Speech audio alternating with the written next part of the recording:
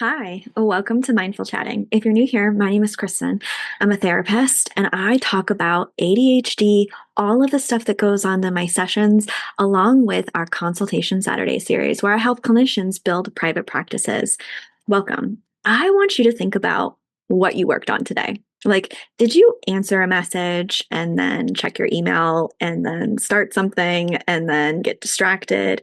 And then you came back and then you maybe opened another tab. And then by the end of it, you felt busy, but not actually productive. And then maybe even more than that, you may have felt mentally scattered, maybe slightly irritated, and then weirdly exhausted. A lot of people call that multitasking, but that's actually happening on something very, very different. And if you have ADHD, like I do, it's costing you way more time than you think.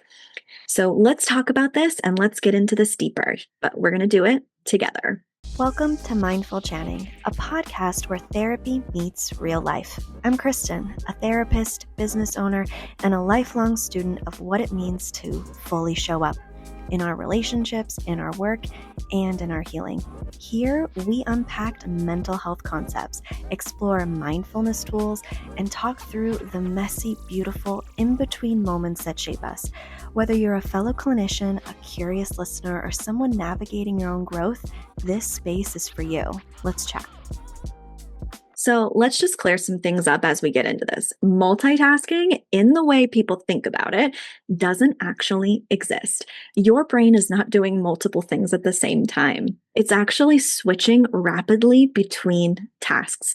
And every time it switches, it has to stop what it's doing, hold all of that information, shift your attention, and then re engage itself somewhere else.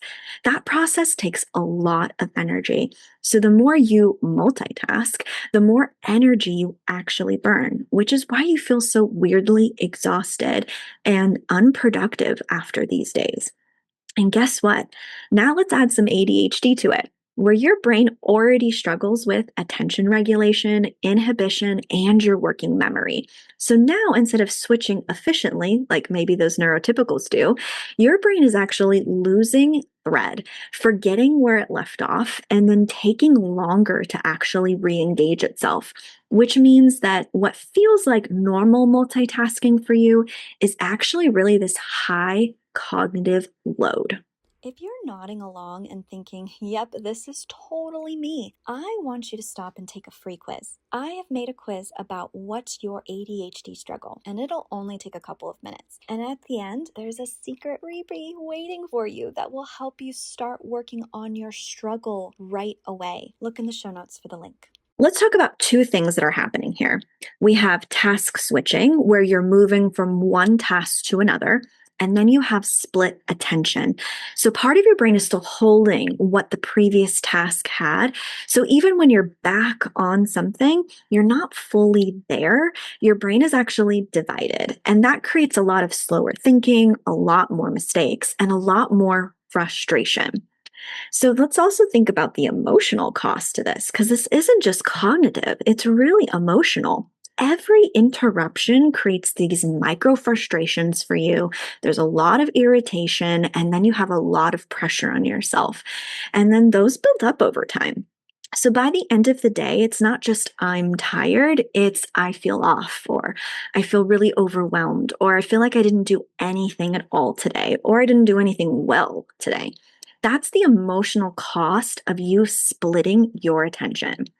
And so, why does focus actually require a lot of subtraction? And this is where we need to shift our perspective. People think that focus is about adding effort, trying harder, and pushing through. But focus is actually about removing competing inputs. It's actually subtraction, not addition. So instead of asking, how do I focus more? I want you to ask yourself, what do I need to remove so that focus is actually possible for me? And that's going to shift the way you think about each task as you go into it. If you want to understand your ADHD in a deeper way, I've created the ADHD Crash Course, and it walks you through ADHD step by step so that you can actually start understanding your brain and not shaming it. Everything's in small, doable lessons designed for your ADHD in mind. The link is in the show notes. Let's be honest here. ADHD brains are pulled toward novelty, stimulation, quick shifts, dopamine hits. So multitasking actually feels really productive. It can actually feel really engaging and really less boring. But it comes at a really big cost to us because your brain never actually settles down. So, this is where things can change for you. Instead of, I need to stop multitasking, I want you to design your environment so that multitasking is harder to do. I know that sounds crazy, but this is going to stop that habit. So, let's talk about one task, one space, not 10 tabs open, but one thing that's visible that you should be focusing on and removing everything else that can be distracting for you. And then we need to contain the work. We need to give ourselves a time block, a specific task, and a clear end point. This could also be really helpful if you use timers to stop you. So let's say I want to work on this particular thing and I only want to take an hour out of it. Well, you need to set a timer because time will go away from you. You may get overstimulated, you might hyperfocus and not realize that you've been actually taking a lot of time to do the thing. And then I want you to expect the pull to switch. You will want to switch. You've created that habit for yourself, but that doesn't mean that it's always the right move. So when you feel this compulsion to want to check something or do something, what I do is an idea parking lot. So if it goes, oh, I want to check about that email, or oh, that reminds me of that thing, I just write it down because whenever I'm done with this task, I can get to those later. If it really was an emergency, I probably would have already dropped in or probably would have already gotten a notification about it. I need to put those ideas somewhere because if I log them in the back of my head, they're taking up emotional and cognitive space. I don't need that right now when I'm trying to complete something and focus on a task.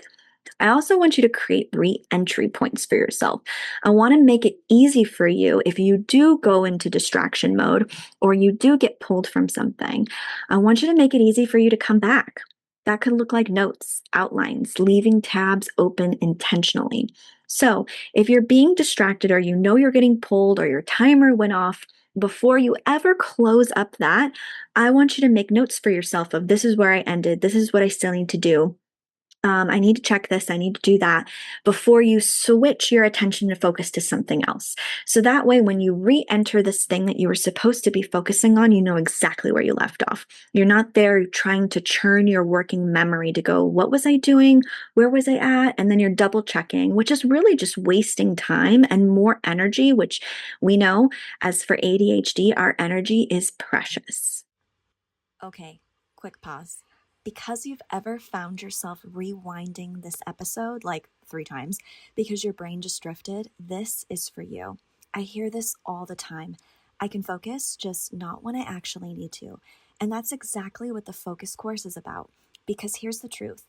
ADHD isn't a lack of attention, it's a regulation issue, which is why some days you're locked in for hours and other days you're rereading the same sentence, wondering what just happened. So, inside my executive functioning focus course, I break this down in a way that actually makes sense for you. We go through how your attention works in your brain, your specific focus patterns, why you get distracted externally and internally, and how to actually build a system that helps you stay on track and come back when you drift. Because the goal isn't perfect focus, it's knowing how to return without spiraling.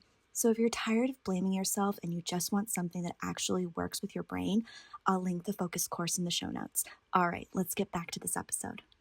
But let's be honest, this is why so many systems that don't work for people with ADHD, because they assume that you can just focus. But if your attention is constantly being split up, no system will hold this for you. So before we get into planning and prioritization, we have to understand how our attention is being used. And this is exactly what I'm building. I'm building out inside my executive functioning and focus content because focus isn't about discipline. It's about understanding how your brain actually engages with tasks. And once you start designing something around that, everything else becomes so much easier to implement for you. So I want you to take a look in the show notes for my executive functioning focus course. I also have an activation course if you're interested in learning more about your brain and designing systems that actually work for you. So, if you've ever felt scattered, it's not because you're doing too little. It's because your attention is very divided. And once you start working in a way that protects your attention, you don't just get more done, you actually feel better while you're doing it. I want to thank you for joining me. If you have specific topics about ADHD that you're interested in, drop them in the comments and I'll do episodes about all those particular topics to keep you stimulated to keep coming back. And as always, be gentle with your mind.